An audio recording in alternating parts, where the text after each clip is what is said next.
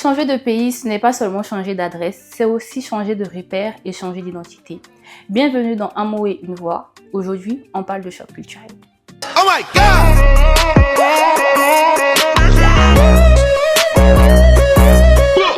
God! Aujourd'hui, on reçoit Yves Gérard. Coucou, comment tu vas? Salut. Ça va? Ça va bien. Ça va et toi? Ça va. Un plaisir de se revoir. Bah bien sûr. La dernière fois, c'était vraiment choc. Aujourd'hui, comme tu as pu le constater, on va parler de choc culturel. Oui. Et je voulais savoir un petit peu déjà, qu'est-ce que ça t'évoque?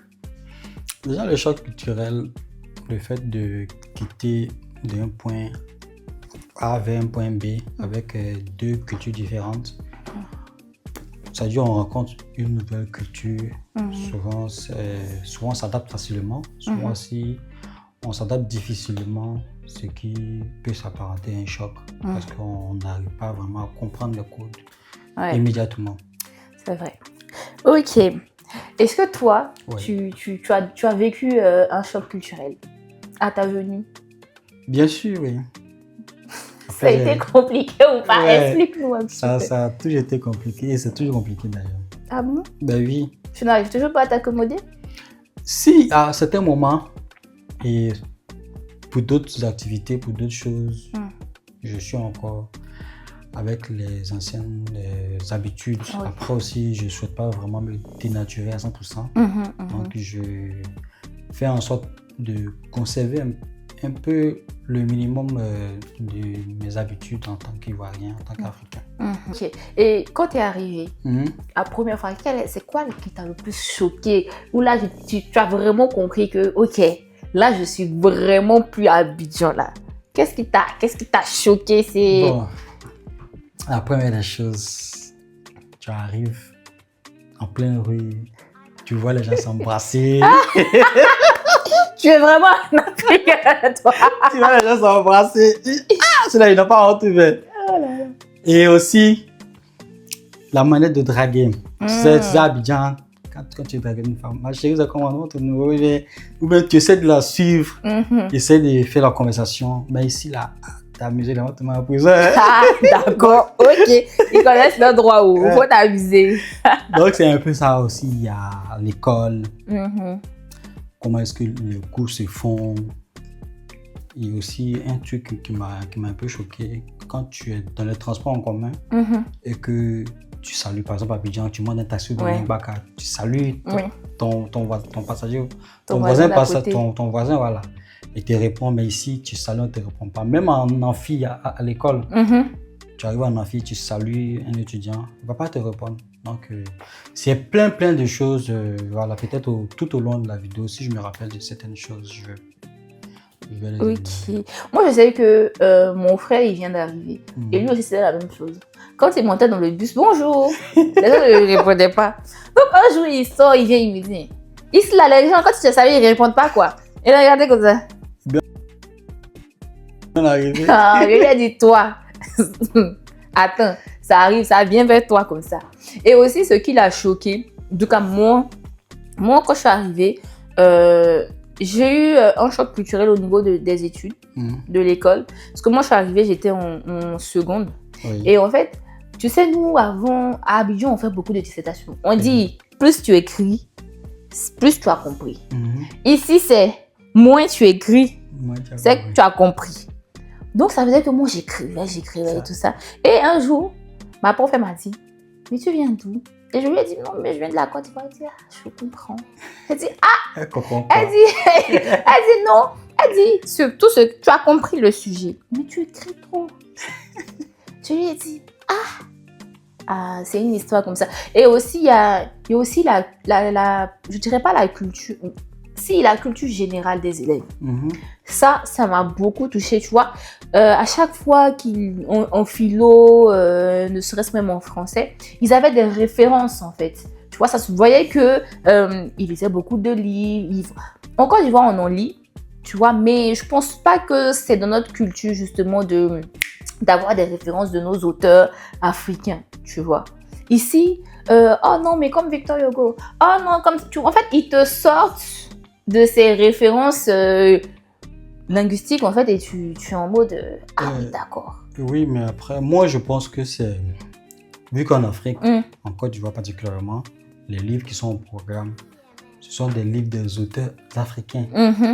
C'est-à-dire on lit de moins en moins les auteurs européens, sauf peut-être en philosophie, où on lit les Jean-Paul Sartre, des trucs, et tu vois. Donc quand moi je suis arrivé ici, en ma première année en art plastique, on me parlait de Foucault, que je ne connaissais pas d'ailleurs. Du coup, j'ai dû réapprendre à connaître le personnage, en fait.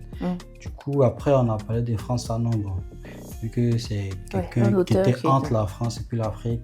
Donc, lui, je me retrouvais un peu dans ses écrits. Donc, du coup, quand tu changes de destination, tu quittes en Afrique, après, tu es obligé de t'adapter à de nouvelles références. Voilà, donc, parce qu'ici, ils apprennent beaucoup plus les auteurs français, les européens. Donc, si tu lui parles de Benadadi, si tu leur parles de Benadadi, ils ne sauront pas c'est qui Benadadi.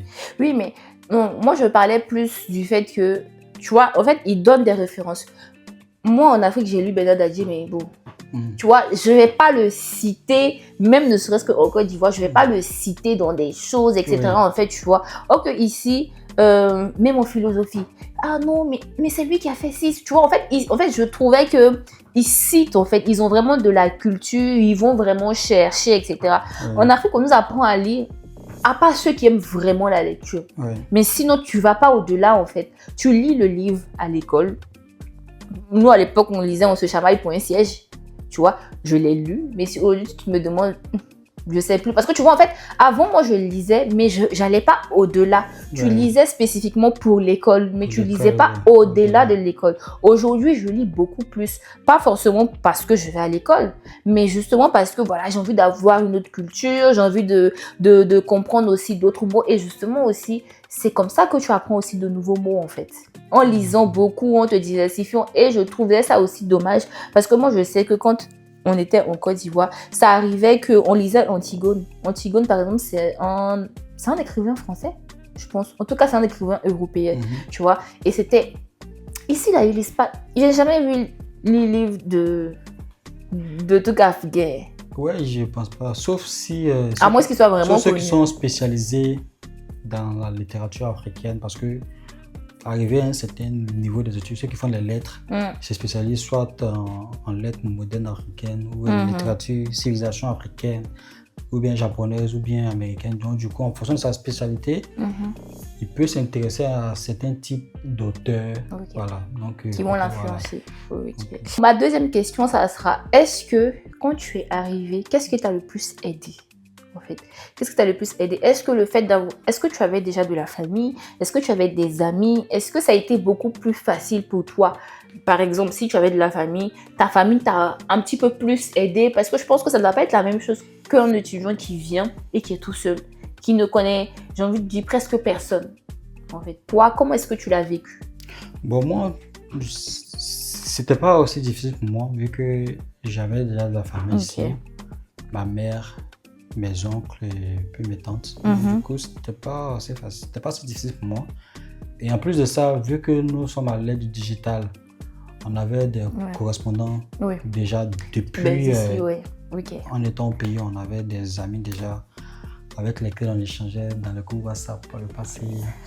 WhatsApp, attention. Tu te rappelles de cette époque-là. Donc, du coup, quand je suis arrivé, je les ai relancés et tout. Ah, je suis là. Ils étaient vraiment contents et on a pu faire des rencontres. Du coup, voilà. Chacun, on s'est vu petit à petit et puis voilà, c'est passé. Même si on n'était pas dans le même quartier, dans la même ville. Bon, au moins, le fait de savoir que tu peux parler à quelqu'un par SMS, pas sur WhatsApp, parce qu'il te faut la connexion, mais parler à quelqu'un sans avoir de connexion Internet et avoir une facilité de vous voir, peut-être pas facile aussi, périodiquement, peut-être chaque mois, chaque 2 mois, contrairement à ceux qui sont au pays où tu es obligé de rentrer correctement pour les voir. Donc, c'était bien en fait. Et ça permettait aussi de voyager. Si tu as un ami à Orléans, tu as un ami à Marseille. Voilà, de découvrir aussi les à autres Paris, villes, tu es obligé de, voilà, tu es censé aller voyager, aller dans d'autres villes, faire des séjours et puis voilà, découvrir d'autres endroits. Donc, ça permettait de sortir, découvrir. Voilà, de découvrir, voilà. De déstresser surtout. Là, c'est clair, ce pays, c'est un pays qui est très stressant. Ouais. Ça m'amène à te poser la question suivante. Généralement, les gens, ils disent que quand ils viennent en Europe, en fait, il y a une vraie différence. On a très souvent tendance à dire qu'en Afrique, on est beaucoup entouré. Voilà, tu arrives à la maison, il y a le cousin, il y a la cousine, il y a la tante. Tu peux aller chez ta tante qui habite à Bobo. Bon, bref. Ici, en fait, les gens disent que dès qu'ils arrivent, en tout cas les premiers mois, ils sont vraiment dans une solitude. Et parfois, il y en a d'autres, ils arrivent, c'est comme ça qu'ils arrivent à la dépression, etc. et tout. Toi, comment ça a été pour toi? Est-ce que tu as eu à vivre ça, non, ne serait-ce que déjà la solitude? Est-ce qu'arrivé un moment, tu t'es dit, ah oui, là vraiment, je me sens seule, j'ai pas mes amis, comme on le disait, tu n'as plus de repères en fait, justement. Bon, moi, personnellement, mon cas, c'était pas un cas critique, hein, parce que je suis arrivé nouvellement, je suis arrivé à Amiens. Quand je suis arrivé d'abord, je suis resté quelques jours chez ma mère en Île-de-France. Okay. Et après, on m'a accompagné dans ma ville, Amiens. On a fait des courses et tout. Voilà. Après, le même jour, ils sont partis. Je suis resté seul dans ma chambre. Dans ma chambre, du coup, je devais attendre, je crois. Ils m'ont accompagné un mercredi ou un jeudi comme ça. Et je suis resté tout le week-end là pour connaître un peu la ville. J'avais même un vélo à ma possession. Je me suis promené un peu à vélo dans la ville pour connaître un peu, vu que je savais déjà utiliser le GPS aussi. Ouais. Je me suis promené un peu pour connaître la ville, où se trouve l'école, comment s'y rendre en bus et tout. Voilà. Et après ça, on a fait la connaissance, j'ai fait la connaissance d'autres Ivoiriens dans la ville. Et c'est parti vite, quoi. Vu que d'autres arrivaient récemment, comme moi. Et j'ai même été contacté sur Facebook même par d'autres personnes, en fait, parce que quand tu arrives nouvellement, sur Facebook, tu as la possibilité de faire des recherches en fonction de où tu te trouves. Où tu te trouves. Et souvent, on activait la localisation. Bon, comme je suis arrivé nouvellement, toute ma publication Facebook, là, j'ai activé la localisation de telle qu'on puisse savoir que je suis plus en Côte d'Ivoire. Donc, c'est là que 2-3 amis, ils ont vu ma publication et puis, toi, tu es Amiens. Donc, du coup, tu vois, on est rentré en contact et puis on a décidé de se voir. Et puis, on a mis en place une association d'étudiants ivoiriens à Amiens. Et là, tu vois, c'est vite parti. Donc, je n'ai pas vraiment senti. Et à Amiens, j'étais très bien entouré quand même. Mais après, sauf que quand tu rentres chez toi après, tu es tout seul. Tu es seul. Bah oui. Après, on est toujours côté sur notre téléphone encore. Échanger avec les amis du pays, les parents. Donc, après, tu es seul, mais voilà, tu as du monde devant ton écran, tu n'es pas seul. Quoi. Tu n'es pas seul, Est-ce que du coup, le fait, là, toi, heureusement que tu avais eu aussi un bon entourage, mais est-ce que tu penses que le fait de venir d'un autre pays, de ne plus avoir ses repères, fait que certaines personnes, justement, dérivent, en fait?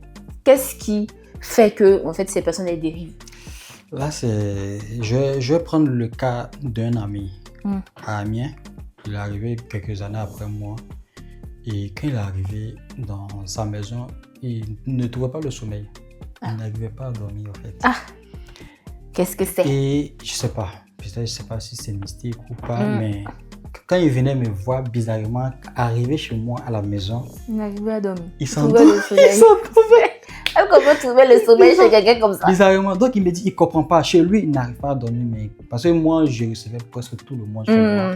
Parce que je partais souvent voir ma vieille à Paris chaque 2 semaines. Et je ramenais des sauces. Voilà, à checker. Elle ramenait les vrais trucs. Donc, quand il venait chez moi, souvent il venait manger. La provision était parfaite. Voilà, donc je ne dis pas que c'est lui son cas, mais j'avais beaucoup de la visite, en fait. Vu que mes amis venaient. Souvent, on faisait des plans nous-mêmes. On achetait des vivres, on faisait des plans, voilà. Donc, souvent, il venait me voir. Et quand il arrive chez moi, il dormait beaucoup. Il dormait bien, en fait. Jusqu'à ce qu'ils prennent une année de césure pour rentrer au pays, peut-être se traiter et qu'il est revenu. Ça va chez lui maintenant, Dieu merci. Tant mieux. Donc, je pense que c'est un peu lié à la solitude aussi. À la solitude. Voilà. Solitude plus un peu de précarité. Parce que quand tu arrives, sont très précaires. Tu arrives au début, tu n'as pas de travail. Oui.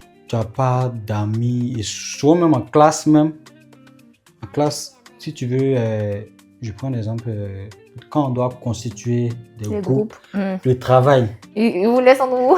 Les groupes se font entre eux rapidement. Ouais, oui. Et puis après, les personnes timides, qui n'ont pas d'amis ou bien qui sont introvertis se retrouvent seuls. Du coup, après, ces personnes-là sont obligées maintenant de se mettre entre elles.